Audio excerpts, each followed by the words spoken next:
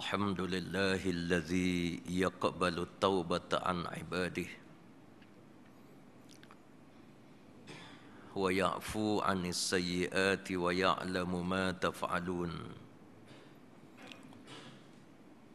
ويستجيب الذين آمنوا وعملوا الصالحات ويزيدهم من فضله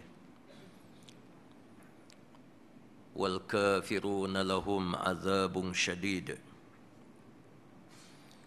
أشهد أن لا إله إلا الله وحده لا شريك له وأشهد أن محمدًا عبده ورسوله. اللهم صل وسلم وبارك على محمد وعلى آله وأصحابه ومن سار على نهجه وتمسك بشريعته واستنى بسنته إلى يوم الدين. أما بعد.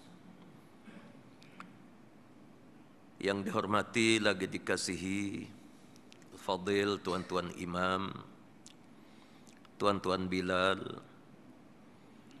pengurusi dan seluruh ahli-ahli jawatan kuasa surau,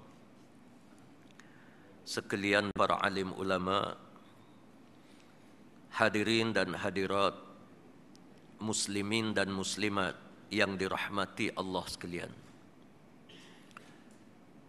Pertamanya, marilah sama-sama kita mengucap syukur pada Allah Subhanahu wa taala kerana dengan izin daripada Allah, maka pada pagi ini sekali lagi kita berjaya berhimpun untuk kita mengabdikan diri kepada Allah Subhanahu wa taala. Kita dapat menunaikan salat berjamaah dan insya-Allah kita akan sama-sama mendengar beberapa potong hadis daripada Nabi sallallahu alaihi wasallam melalui kitab Tanbihul Ghafilin. Daripada Suhail bin Salib, daripada ayahnya, daripada Abu Hurairah radhiyallahu an, bersabda Nabi sallallahu alaihi wasallam, Inna Allah Ta'ala idza ahabba 'abdan qala li Jibril inni uhibbu fulanan fa ahibbah fayaqulu Jibril li ahli as-sama' inna rabbakum yuhibbu fulanan fa ahibbuhu fayuhibbuhu ahlus sama'i summa yudha'u lahu al-qabulu fil ard wa idza abghadallahu 'abdan famithlu dzalik. Maksudnya, sesungguhnya Allah Subhanahu wa taala apabila mencintai pada seseorang hamba-Nya, lalu berkatalah ia kepada Jibril, sesungguhnya aku kasih kepada fulan bin fulan, maka engkau kasih kepadanya. Lalu Jibril berkata kepada semua penduduk langit, sesungguhnya Tuhanmu kasih kepada si fulan bin fulan, maka kamu harus kasih kepadanya. Setelah dikasihi oleh langit, maka disebarkan rasa kasih ke atas muka bumi, dan sebaliknya jika Allah murka dan benci pada seseorang hamba, demikian juga yang dilakukan oleh Allah Subhanahu wa taala. Sadaqa Rasulullah sallallahu alaihi wasallam. Para hadirin hadirat, muslimin dan muslimat yang dirahmati Allah sekalian. Hadis yang diriwayat oleh Abu Hurairah radhiyallahu an,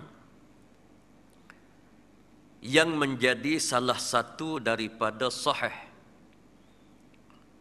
yang dinakalkan oleh Imam Bukhari dan Imam Muslim. Satu hadis yang disebut oleh Rasulullah berkenaan dengan kedudukan manusia sebelum daripada mereka meninggal dunia dan selepas daripada mereka meninggal dunia. Allah Subhanahu wa taala berfirman kepada malaikat Jibril, yaitu malaikat yang menjaga urusan manusia, menjaga perihal manusia. Dan malaikat Jibril ini malaikat yang diberi mandat oleh Allah Subhanahu wa taala untuk mengarah dan memerintah sekalian malaikat-malaikat yang lain. Malaikat Jibril dia boleh mengarah kepada sekalian makhluk supaya makhluk yang diarahkan itu imma kasih kepada seseorang ataupun benci kepada seseorang. Ini kelebihan malaikat Jibril. Sebagaimana kalau kita baca di dalam hadis-hadis yang banyak yang dicerita oleh Nabi sallallahu alaihi wasallam di malam Isra dan Mi'raj. Malaikat Jibril berperanan besar membawa Rasulullah, mengarah kepada sekalian para malaikat yang lain, berkuasa menunjukkan kepada Rasulullah perkara-perkara yang gaib, yang kita panggil ghaibiyat dan sam'iyat. Perkara yang tidak difahami oleh manusia dan tidak akan ditunjuk oleh Allah Subhanahu wa taala kepada manusia di alam dunia ini tentang perkara yang gaib, seperti syurga, neraka, siratal mustaqim, alam mahsyar dan banyak lagi perkara-perkara yang lain. Allah anugerahkan keistimewaan kepada malaikat Jibril. Malaikat Jibril dengan izin daripada Allah berjaya membentangkan di hadapan Nabi sallallahu alaihi wasallam perkara-perkara sam'iyat dan perkara ghaibiyat, sehingga Nabi kita di dalam hadis menyaksikan dengan mata kasarnya di malam Isra dan Mi'raj. Ini khusus kepada Rasulullah, hatta Allah tidak anugerahkan kepada sekalian nabi-nabi dan rasul-rasul yang lain. Allah tidak anugerahkan. Nabi kita Muhammad yang menjadi penghulu kepada sekalian nabi-nabi yang lain, yang menjadi hamba Allah yang paling dikasihi oleh Allah. Allah anugerahkan kepada baginda kelebihan yang sangat besar, memiliki mukjizat Isra dan Mi'raj. Dapat lihat benda-benda yang ghaibiyat, dapat tengok syurga, dapat tengok neraka Allah, dapat tengok azab-azab dan dapat tengok nikmat-nikmat yang dihidang oleh Allah Subhanahu wa taala kepada manusia. Pada pagi ini para hadirin sekalian, Rasulullah sallallahu alaihi wasallam bersabda, sesungguhnya Allah Subhanahu wa taala apabila dia sayang, dia kasih kepada seorang hamba-Nya, lalu Allah memerintah malaikat Jibril dengan menyebut, inni uhibbu fulana, wahai malaikat Jibril, aku sayang, aku kasih kepada si fulan bin fulan. Yakni kasih Allah, sayang Allah kepada manusia kerana amalan yang kita lakukan kepada Allah. Kita sebagai hamba Allah yang tidak ada apa-apa di dunia ini, segala-galanya diberi pinjaman oleh Allah. Sihat kita, para hadirin sekalian, diberi pinjam oleh Allah. Tidak ada siapa yang sihat daripada kecil sampai kepada dia mati. Mati itu kerana kita tak sihat. Ditarik oleh Allah satu-satu. Saya umur dah 40 lebih. Memang sebelum daripada ini, orang lebih dahulu dia bagi tahu. Bila umur lebih daripada 40, dia kata satu-satu terasa. Memang kita terasa. Dulu tak ada uban, sekarang dah naik uban. Dulu kita boleh jogging, boleh berlari, main bola umur belah-belah tahun. Sekarang ni cuba main bola nak tahu. Yang umur 50 tahun, cuba berlari dalam padang nak tahu. Saya rasa separuh masjid ni masuk kubur. Masuk kubur kita. Cuba kita angkat barang-barang yang berat. Dulu boleh kita buat macam-macam, sekarang tak boleh. Sebab apa? Allah Subhanahu wa taala tarik satu ditarik kepada kita. Ini realiti. Allah mengatakan kepada para malaikat, wahai malaikat Jibril, inni uhibbu fulanan. Aku kasih kepada hamba aku si fulan bin fulan. Kerana apa? Kerana amalan yang kita lakukan di dunia ini. Sebagaimana yang kita telah lalui sebelum daripada ini, Allah jadikan kepada agama Islam yang diturunkan kepada Nabi kita Muhammad sallallahu alaihi wasallam, yang menjadi nabi yang paling akhir, keistimewaan yang banyak di dalam agama Islam berbanding dengan agama-agama yang diturunkan oleh Allah kepada nabi-nabi sebelum daripada ini. Agama dahulu mereka tidak ada syumuliyah, kesempurnaan agama Islam. Nabi Allah Musa, Nabi Allah Ibrahim, Nabi Allah Nuh, mana-mana nabi yang lain, agama diturunkan kepada mereka untuk kaum mereka dan untuk zaman mereka. Dan sifat agama itu tidak syumul, tidak lengkap. Apabila tidak lengkap, mana-mana manusia bermuamalah dengan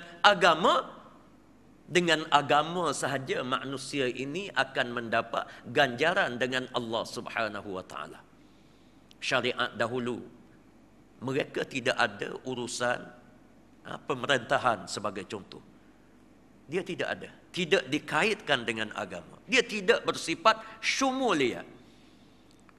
Kita umat Muhammad sallallahu alaihi wasallam, Allah jadikan di dalam Al-Quran, di dalam hadis Nabi sallallahu alaihi wasallam, seluruh aspek kehidupan manusia ini kita terikat dengan agama. Bila kita terikat dengan agama, para hadirin sekalian, syukur kita pada Allah. Kita datang ke masjid, masjid diikat dengan agama, kita akan dapat ganjaran dengan Allah. Itu kelebihan kita. Kita keluar daripada masjid, kita bermuamalah, kita berniaga, kita kerja dengan kerajaan, kita sebagai kaki tangan awam, macam mana sekalipun, cari rezeki kita, pekerjaan kita diikat dengan agama. Bila kita tunduk kepada agama dalam perkara ini, kita dapat ganjaran sebagaimana kita datang ke rumah Allah Subhanahu wa taala. Kita dapat pahala. Sebagaimana kita baca Quran, sebagaimana kita solat tahajud, sebagaimana kita datang ke masjid. Cuma kelebihan dia berbeza di antara satu sama lain. Pahalanya sama. Kita datang ke masjid dapat pahala. Kita jadi pensyarah universiti, kita dapat pahala. Cuma kelebihan dia berbeza. Kita datang ke masjid, ada kelebihan datang ke masjid. kita menyampaikan ilmu di universiti, mendidik anak-anak bangsa kita daripada awal dengan pendidikan Islam. Tak kira lah kita didik dengan engineer ke apa ke, kita kaitkan dengan agama. Kita sebagai doktor, kita kaitkan dengan agama, kita dapat pahala. Dan kelebihan dia berbeza dengan masjid. Ada tempat masjid lebih besar, ada tempat ilmu lebih besar. Itu syumuliyatul Islam. Kita berniaga, kita berkebun, kita berkahwin, kita dianugerah anak, kita didik anak-anak kita dengan ilmu agama. Segala gerak-geri manusia di dunia ini yang menjadi umat Muhammad sallallahu alaihi wasallam, kita diikat dengan agama, dan kalau kita sempurnakan ia dengan agama, kita dapat ganjaran di sisi Allah Subhanahu wa taala. Itu kelebihan umat Muhammad sallallahu alaihi wasallam. Bila kita tunduk kepada Allah dalam semua urusan kehidupan kita, kita tunduk pada Allah, Allah akan sayang kepada manusia tanpa ada pilihan. Bukan sebagaimana manusia. Kita manusia dengan manusia, orang sayang kepada kita, kadang-kadang ada cara dia. Ada cara dia. Ada orang khidmat dia banyak, tapi orang tak kenal dia. Dia baik, dia jujur, tapi orang tak kenal dia. Ada orang ni tak jujur mana, tapi orang kenal. Orang sanjung dia, orang apa? Allah Subhanahu wa taala tidak sama dengan manusia. Allah yang maha adil, orang yang baik, duduk di Shah Alam, orang Melayu, dia buat baik, Allah Subhanahu wa taala kasih. Sama sebagaimana orang yang duduk di Makkah Al-Mukarramah, dia orang Arab, dia faham Al-Quran, dia buat baik. Kasih sayang yang tidak berbelah bagi diberi oleh Allah Subhanahu wa taala, kerana Allah Maha Adil. Orang yang baik, para hadirin sekalian, apabila Allah Subhanahu wa taala kasih kepada dia, kerana ibadah kita, kerana kejujuran kita, keikhlasan kita, kerana nekat kita dengan Allah, taqarrub, menghampir diri kita dengan Allah Subhanahu wa taala. Rasulullah menyebut dalam hadis ini, Allah berfirman kepada malaikat Jibril.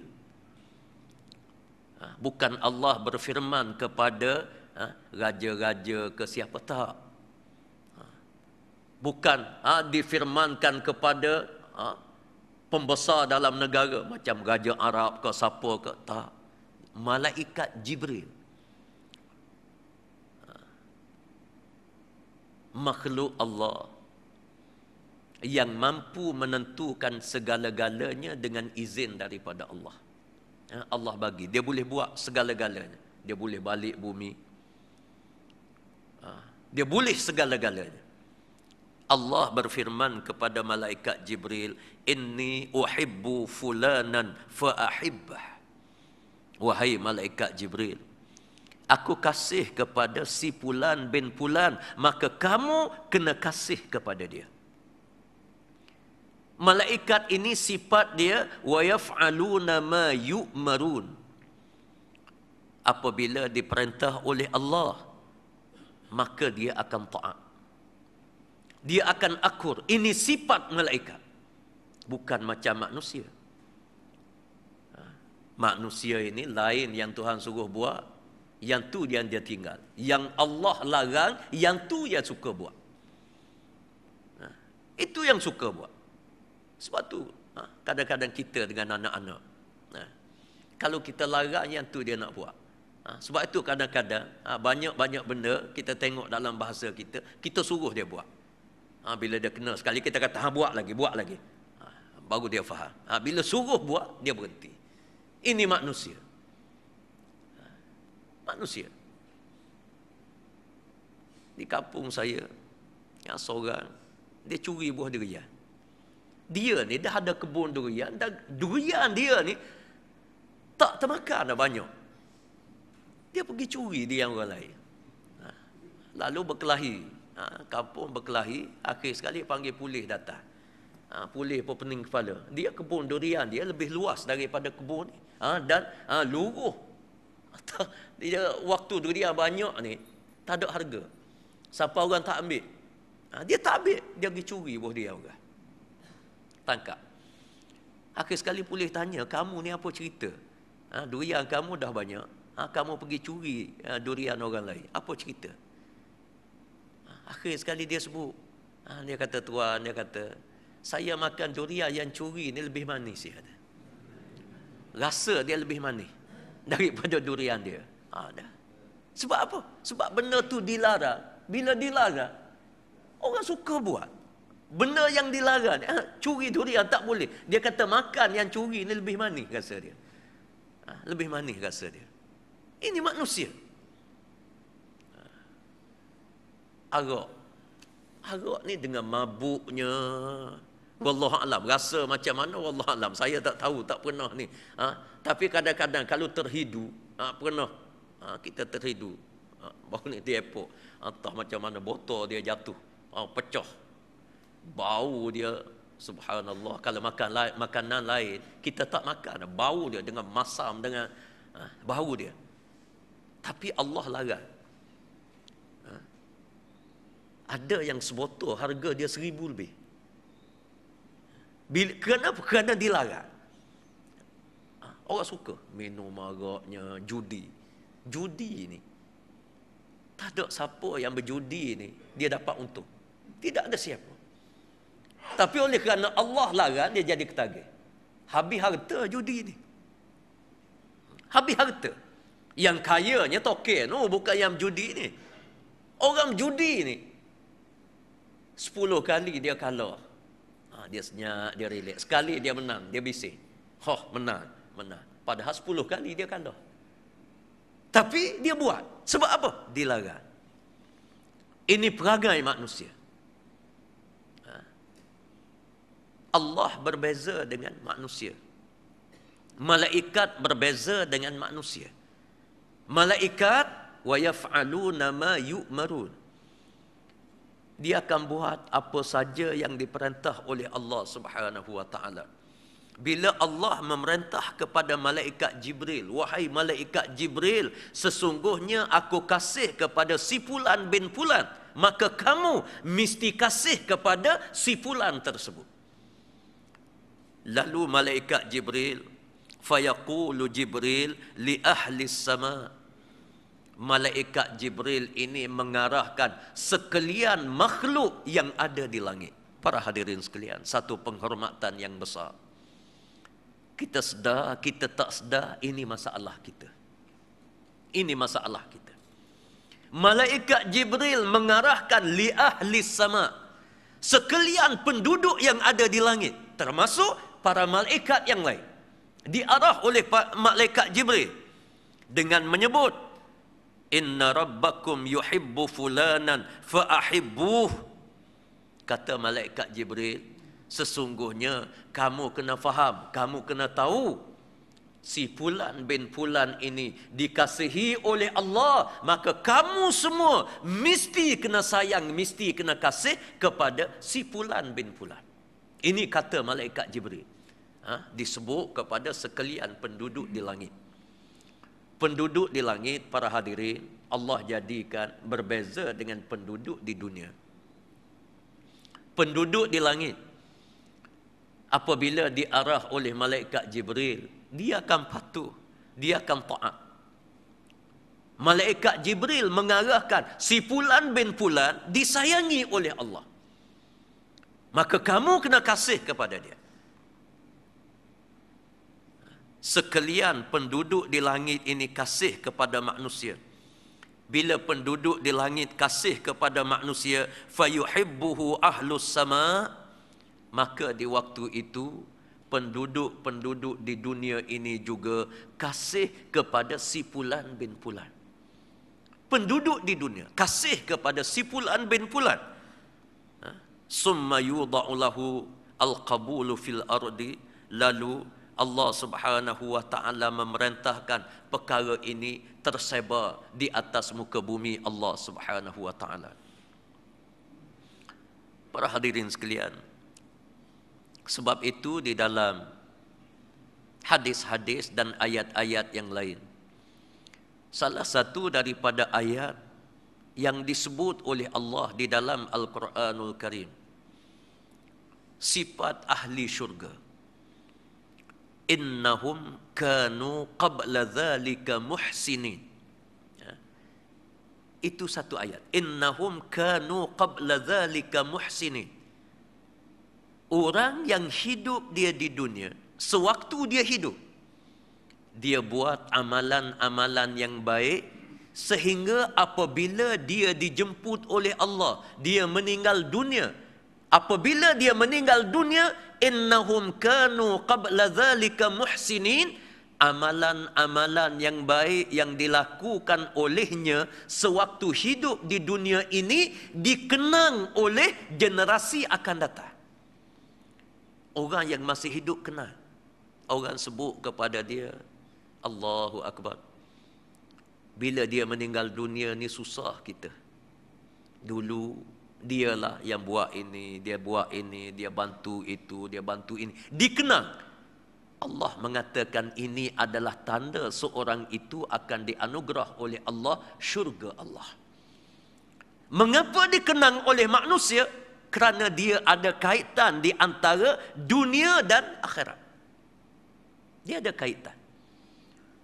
Sebab itu dalam hadis ini, apabila Allah kasih kepada manusia, Allah memerintah kepada malaikat Jibril. Malaikat Jibril yang pertama sekali, dia mengarahkan penduduk di langit supaya kasih kepada si fulan bin fulan. Apabila penduduk di langit ini kasih, direct dia ada hubungan dengan penduduk di dunia.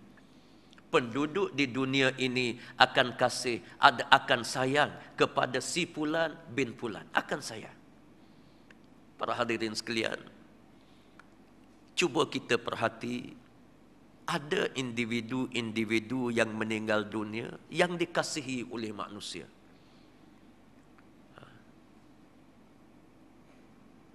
2 minggu yang lepas, almarhum Tuan Guru meninggal dunia. Saya sebagai anak saudara dia, mungkin saya boleh bercakap sikit.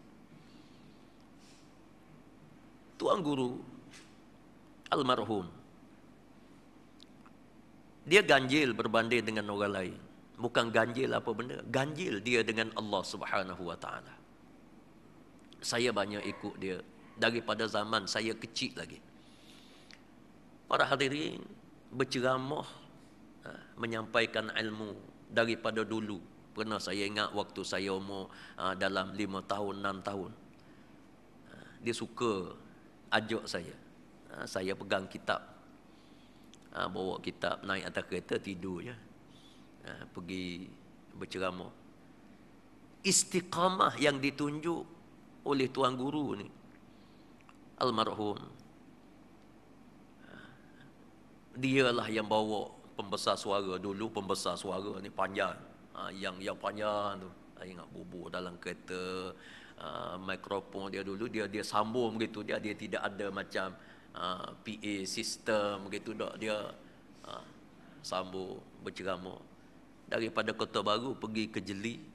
Dulu bukan macam jalan raya macam ni, dia jalan batu besar-besar kepala lutut, memakan masa 3-4 jam baru sampai. Berceramah, saya ingat lagi, yang dengar 5 orang. Saya seorang, tuan rumah, suami isteri 3 orang, kemudian marilah tah daripada hujung kapur mana 2 orang. Pasal mikrofon untuk guru pasal sendiri, dialah pengerusi, dialah penceramah, dialah penutup, dialah segala-gala, yang dengar 5 orang. Ceramah, balik. Bila balik, sampai di rumah kadang-kadang pukul 3 pagi, sampai dekat rumah. Almarhum macam mana keadaan sekalipun, dia balik pukul 3 ke pukul 4 ke, Allah bagi kekuatan kepada dia, pukul 5 pagi, sejam kurang lebih daripada subuh, mesti dia bangun, mesti dia solat. Allahu Akbar. Saya kalau teringat, kadang-kadang nak keluar air mata, hampir diri dia dengan Allah. Di waktu malam, para hadirin, dia solat. Saya pernah solat belakang dia. Boleh saya sebut, tak pernah dia tidak menangis di hadapan Allah di waktu malam. Dia menangis, teresak-esak waktu dia sembahyang. Allah yarham. Dia baca Quran. Saya dengar dia baca Quran sampai hari ini pun, kita terasa dia punya khusyuk. Kita terasa. Dia baca Quran. Dia baca semacam dia ni betul-betul bercakap dengan Allah Subhanahu Wa Taala. Dia punya khusyuk dia punya tu cara dia baca Quran. Dia baca sampai satu ayat dia berhenti, dia merenung, dia tengok, dia sambung balik, dia merenung. Maknanya kita faham, dia baca itu, dia tidak lalai. Dia sembahyang, para hadirin sekalian. Almarhum, banyak kali atas rumah ke apa semua sekali, saya perhati dia sembahyang. Kalau dia sembahyang berjamaah, dia jadi imam. Sembahyang 2 rakaat ini memakan masa katakanlah 10 minit. Dia sembahyang seorang pun 10 minit. Dia tidak macam setengah daripada orang. Kalau sembahyang di masjid, elok. Sembahyang seorang siap. Macam ayam patuk padi. Pung.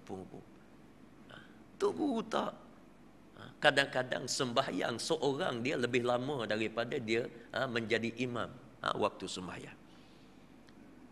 Dia punya khusyuk dia, dekat dia dengan Allah, dan dia punya istiqamah dia di dalam isu-isu agama ini. Masalah pendidikan anak-anak, didik anak apa semua sekali, istiqamah dia sangat berbeza dengan orang lain.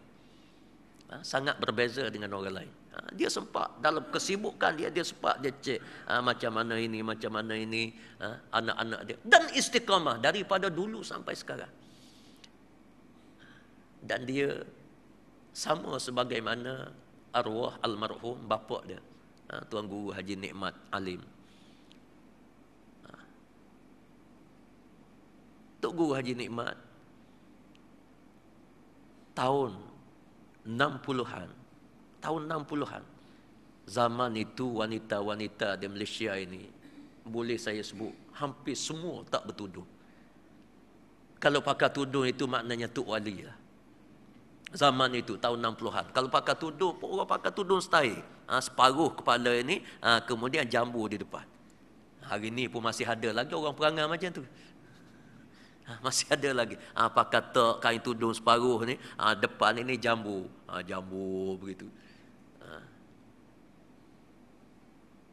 Dulu macam tu. Tapi anak-anak Tok Guru Haji Nikmat ini zaman itu sudah pakai purdah. Dah pakai purdah. Mak saya pakai purdah. Zaman itu. Sehingga macam-macam orang kata. Keluarga hantu bukus. Hantu bungkus, keluarga pocong. Ini tanggapan daripada masyarakat. Sampai pihak istana tidak membenarkan keluarga Tok Guru ini masuk istana. Tak benar. Kami dengan pihak istana ni, keluarga yang sangat dekat lagi, dekat benar lagi.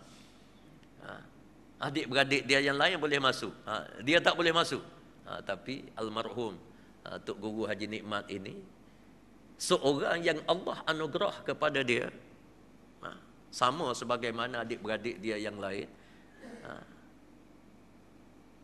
Mungkin ramai orang Kelantan dia tahu kami daripada keturunan Raja Jembal. Raja Jembal ni dia tak takut kau kan. Takbai Thailand ni diserang oleh Raja Jembal, Kaloh Siam Thailand tu. Tok Guru Haji Nikmat dia tak takut. Bila dia dengar tak dibenarkan masuk, dia masuk dalam istana di zaman itu. Allah yarhamu, saya pun tidak nak sebut keburukan Sultan Yahya. Dia suka berjudi, laga ayam apa semua sekali. Tok Guru Haji Nikmat dia masuk depan-depan Sultan, dia ambil ayam, dia sembelih habis. Dia tak takut. Dia berdiri dalam di dalam istana, di balai.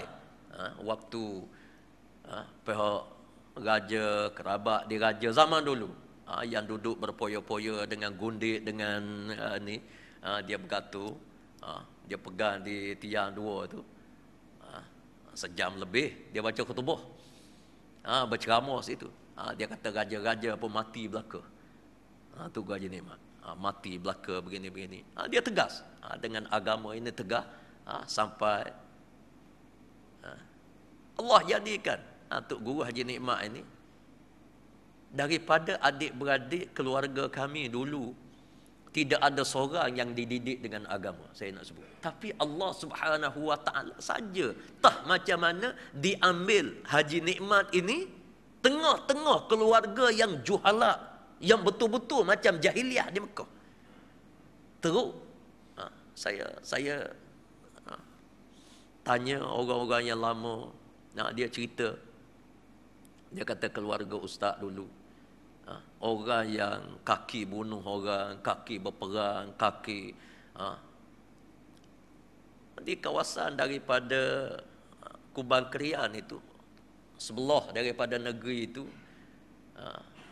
puak-puak Raja Jembar duduk di sebelah Bacok. Kalau ada orang Bacok, Pengkalan Tok Tih. Pengkalan Tok Tih itu tempat pancung leher. Mana-mana orang luar yang buat salah begini-begini, ditangkap, dipancung situ. Itu zaman dulu dibuat dengan judinya, dengan maksiatnya, dengan kalau perempuan atau saya buat kira lah. Yang tidak dididik dengan agama, tiba-tiba tah macam mana Allah Subhanahu Wa Taala jemput seorang Haji Nikmat. Raja, nama dia Raja Muhammad. Raja Muhammad, tapi dia orang yang anti benda macam ni. Sebab zaman dulu bila sebut Raja Muhammad, ini dia panggil orang dalam, rakyat biasa dia panggil orang keluaran. Orang keluaran ni kalau tempat kenduri, dia kena makan di bawah. Raja ini makan atas rumah, duduk di hidar, macam-macam. Orang kapur ni begitu. Tok ni Haji Nikmat ni, Raja Muhammad ni, dia anti sangat benda ni, menyebabkan dia tukar nama dia daripada raja, dia pergi ni. Sebab ni dia standard dia rendah sikit. Dia tukar nama dia, sehingga dimarah oleh keluarga lain. Dia tukar. Dia tukar. Kerana apa? Dia tidak nak. Dia nak supaya manusia ni sama. Kerana apa? Dia dijemput oleh Allah Subhanahu Wa Taala untuk belajar ilmu. Tah macam mana dia keluar musafir, bertemu dengan seorang yang datang daripada Khurasan, yang orang panggil Tok Khurasan. Dia belajar, dia hafal Quran, dia belajar ilmu hadis, dia belajar ilmu fiqh, apa semua sekali. Alhamdulillah, dia diberi ilmu oleh Allah kerana kesungguhan dia. Diberi ilmu oleh Allah Subhanahu Wa Taala sampai tahap dia disegani oleh pihak istana di zaman itu, disegani kerana ilmu dimiliki. Allah sengaja buat. Kalau tidak, tak lahir Tok Guru, tak lahir saya nak kata jadi apa benda tak tahu. Tiba-tiba dipilih oleh Allah dalam keadaan begitu. Bila dipilih, dia sangat berbeza dengan adik-beradik yang lain. Raja kecil, Raja Sakti, apa semua sekali. Sekolah Raja Sakti itu baru Tok saudara saya je baru. Jadi Tok Nikmat ni, Tok Nikmat alim, dia tidak pernah takut kepada manusia. Bila dia balik daripada belajar, dia balik, dia buat masjid. Masjid Tok Guru yang ada sekarang ni lah. Dulu masjid kayu je. Bila di azan, keluarga kami yang lain kata ini suara apa benda. Nak cerita jahilnya, tak pernah dengar azan kawasan itu. Dia buat masjid. Keluarga kata ini suara apa benda ni, dia kata pelik. Orang pergi tengok ni apa benda. Dia tengok-tengok, Tok Guru Haji Nikmat ni dia azan sendiri waktu itu bila dia azan. Sampai ada orang yang mengatakan, duduk meraung seorang diri ni orang gila ke apa? Kena ilmu isim ke apa? Sampai tahap itu. Tapi dia terus, dia sembahyang, kemudian dia tarik keluarga, makin ramai untuk mari ke masjid, sampai ke tahap tegas dia dengan ilmu agama ini, tegas dia dengan amalan ini. Dia paksa orang yang duduk di Pulau Melaka sekarang ini, keluarga kami yang duduk, dia kata wajib kena mari masjid. Dia sembahyang, dia jadi imam. Lepas daripada sembahyang, dia berpaling, dia baca wirid, dia tengok seorang-seorang. Mana yang mari masjid, mana yang tak mari. Yang tak mari masjid, lepas daripada sembahyang, dia naik kuda, dia pergi rumah. Pergi rumah, dia bawa cok betul. Orang Kelantan tahu cok betul, cangkul yang kita nak gali tu, yang betul. Dia bawa tu, atas kuda dia, dia lacar dalam rumah. Orang yang tak mari masjid, dia lacar dalam rumah. Menyebabkan keluarga yang tak tahan dengan benda ni, dia nak kekal dengan jahiliah juga, mereka keluar lari.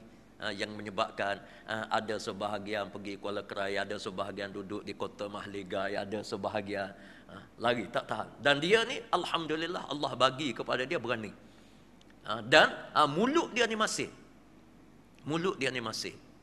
Bila dia kata pelik-pelik, biasanya kena, dan Allah bagi karamah kepada dia. Almarhum arwah datuk saya ni pernah orang pergi ambil rambutan dia dalam kebun. Tak boleh nak keluar, duduk berenang situ. Duduk berenang atas darat. Siapa lembu duduk berenang. Bila Tok Guru Haji Nikmat mari, Tok Guru Haji Nikmat kata apa benda? Baru dia bangun. Dia minta maaf. Dia kata tadi dia duduk dalam laut dia. Duduk dalam laut, duduk berenang. Kerana ambil buah rambutan. Allah bagi karamah kepada dia. Dia tinggal pergi ke Mekah Al-Mukarramah. Dia tinggal pergi ke Mekah. Waktu dia tinggal, orang nak pergi curi lembu. Nak pergi curi lembu. Pergi, tengok dia ada. Duduk di tepi. Dia pergi ke Mekah. Allah bagi karamah kerana alim dia, kerana ilmu dia. Dan arwah almarhum Tok Guru Haji Nikmat juga. Orang yang ibadah dia sama sebagaimana almarhum Tok Guru Nik Aziz. Dan ini yang dia pesan kepada anak cucu dia. Bangun di waktu malam, jangan tinggal sampai saya difahamkan oleh ibu saya. Dia mengatakan arwah Tok ini sampai dia bersumpah, dia tidak redha anak dia dan cucu dia ni tak bangun di waktu malam. Dia tak redha dia dalam hidup dia. Ini menyebabkan saya nak sebut pun waktu gali kubur Tok Guru baru ni, saya difahamkan oleh penggali kubur dan bapa saudara saya Ustaz Nik Razi. Boleh tanya dia lah. Ustaz Nik Razi, orang bagi tahu kepada Ustaz Nik Razi, bila gali kubur Tok Guru ini sebelah daripada makam almarhum Tok Guru Haji Nikmat, terkena dia punya ruang dia tu masih luas dan masih ada kain kafan. Kain kafan. Dia sudah meninggal dunia kurang lebih 40 tahun. 40 tahun lebih. Dia meninggal dunia. Kain kafan dia tak hancur. Yang disebut oleh Nabi SAW, manusia yang dirahmati oleh Allah ni ada 3 keadaan. Yang pertama, ada manusia yang menjadi ahli syurga. Jasad dia hancur, tapi dia dirahmati oleh Allah Subhanahu wa taala. Jasad dia hancur sebagaimana jasad-jasad yang lain. Ada orang yang Allah Subhanahu wa taala jadikan jasad dia tak hancur, tapi kain kafan dia hancur.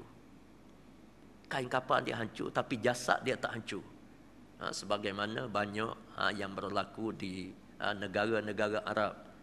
Orang yang mati syahid ratus tahun mati syahid. Kubur mereka ini tak dikenali.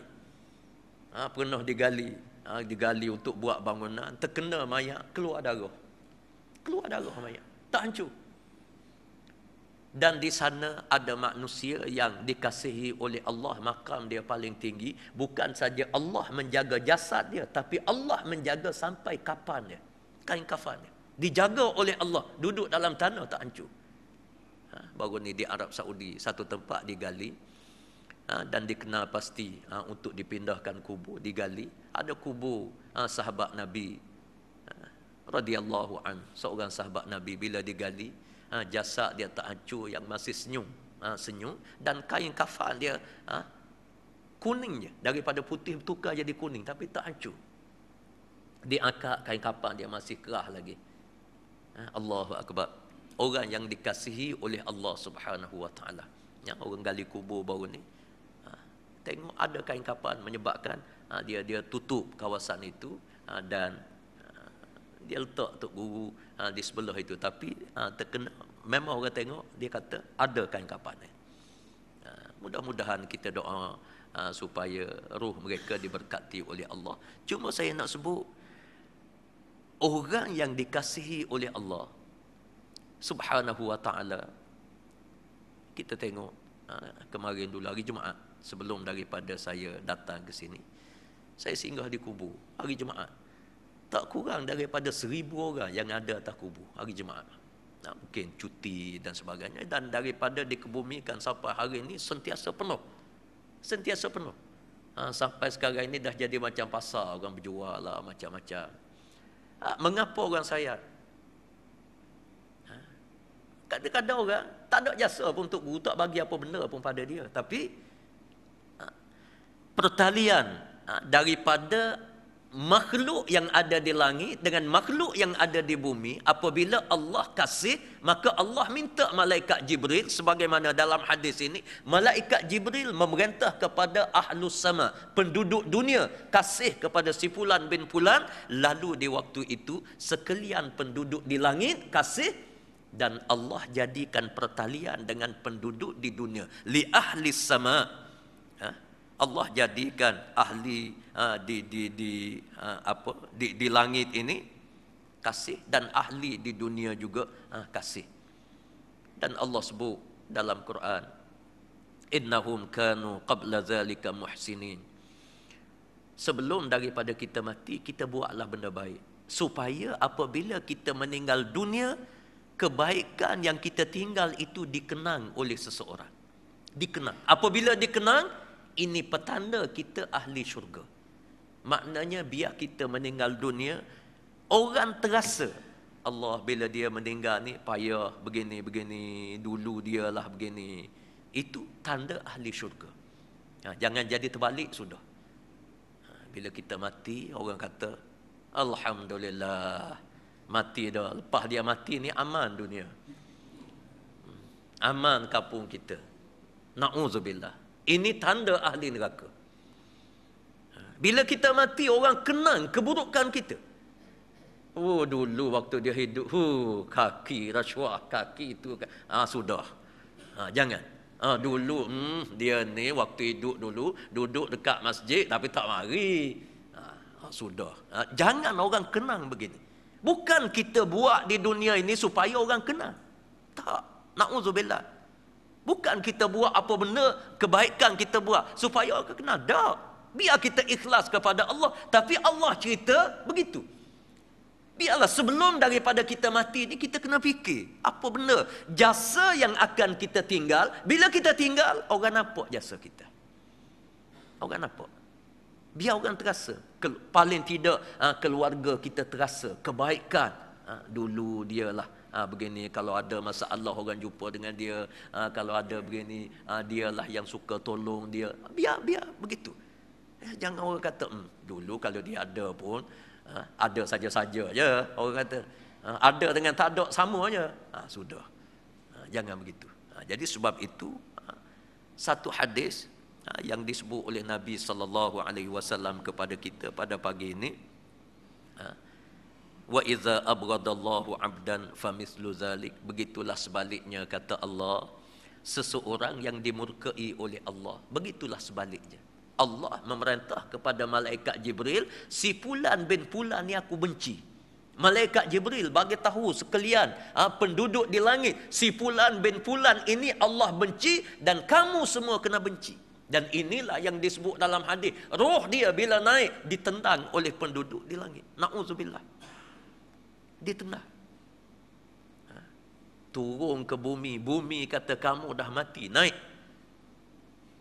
Langit kata kamu ni tidak layak naik, turun. Turun naik. Sampai kiamat para hadirin sekalian, na'udzubillah.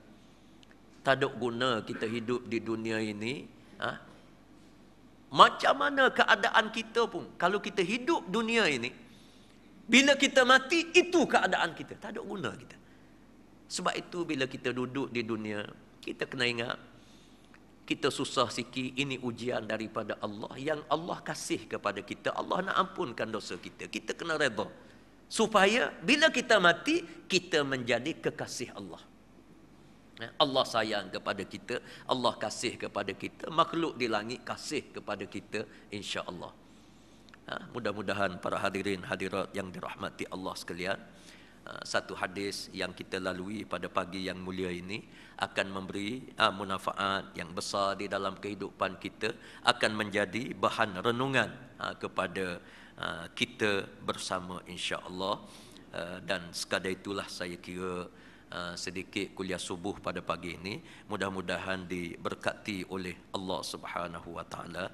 Para hadirin sekalian, seperti mana biasa pada pagi ini, sekali lagi saya nak umumkan kepada semua penderma-penderma yang nak sambung derma dia, sumbangan dia untuk tujuan pembangunan komplek dakwah Islamiah yang saya bina untuk masyarakat bukan Islam ni, untuk dakwah orang bukan Islam, bukan untuk bantu muallaf ke apa, tidak, untuk dakwah orang bukan Islam untuk masuk Islam. Yang mana perkembangan pembangunan ini sangat rancak, dan bila rancak ini perlu kepada keuangan yang lebih banyak lah. Dan saya pun jangka kalau diizin oleh Allah lah, wallahu a'lam. Saya rasa sebelum Ramadan dalam bulan 5 ni ajak-ajak nak resmi, tapi kadang-kadang mari gelak gambar juga. Mari gelak gambar juga. Doalah ala kulli hal, doa supaya dianya paling cepat. Dan saya pun panggil tukang daripada Ruhiyah, pelarian Ruhiyah, mereka lah yang duduk di situ, yang bekerja, dan diambil upah tu sangat murah lah, separuh daripada gaji orang tempatan. Jadi alhamdulillah, satu grup yang sangat baik lah. Malam-malam dia buat kuliah sama-sama dia, waktu sembahyang dia sembahyang berjamaah. Saya sangat puas hatilah. Dan mereka buat kerja, tapi dia buat kerja tu dia lah, nampak je bumi terus kerja. Bila tak nampak bumi baru berhenti. Dia bekerja. Jadi boleh tahan jugalah upah perbelanjaan. Seminggu-seminggu kita perlu perbelanjaan lebih kurang 20,000 untuk seminggu. Jadi terasa terbeban jugalah.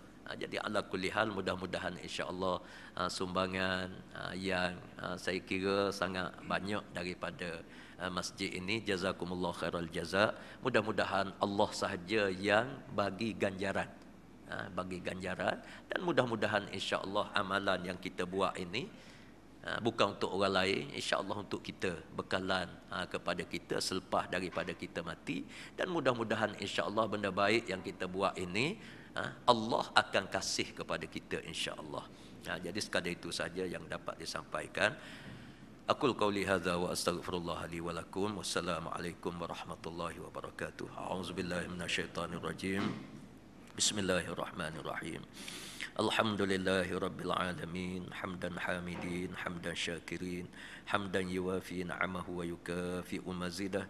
Ya Rabbana lakal hamdu kama yanbaghi li jalali wajhikal karimi wa azimi sultanik. Allahumma salli ala Sayyidina Muhammadin salatan tunjina biha min jami'il ahwali wal afat, wa taqdi lana biha min jami'il hajat, wa tutahhiruna biha min jami'is sayyi'at, wa tarfa'una biha indaka a'la darajat, wa tuballighuna biha aqsal ghayati min jami'il khairati fil hayati wa ba'dal mamat. وعلى آله وصحبه وسلم تسليما كثيرا برحمتك يا أرحم الراحمين. اللهم اجعل جمعنا هذا جمعا مرحوما وتفرقنا من بعده تفرقا معصوما. اللهم إنك تعلم أن هذه القلوب قد اجتمعت على محبتك والتقت على طاعتك وتوحدت على دعوتك وتعاهدت على نصرة شريعتك، فوثق اللهم رابطتها وأدم ودها واهدها سبلها قلوبها واملأها بنورك الذي لا يخبو واشرح صدورها بفيض الإيمان بك وجميل التوكل عليك وأهيها بمعرفتك وأمتها على الشهادة في سبيلك إنك نعم المولى ونعم النصير. اللهم زدنا علما، اللهم زدنا فهما، اللهم زدنا رزقا حلالا طيبا. اللهم ربنا هب لنا من أزواجنا وذرياتنا قرة أعين وجعلنا للمتقين إماما. ربنا آتنا في الدنيا حسنة وفي الآخرة حسنة وقنا عذاب النار. وصلى الله على سيدنا محمد وعلى آله وصحبه أجمعين والحمد لله رب العالمين.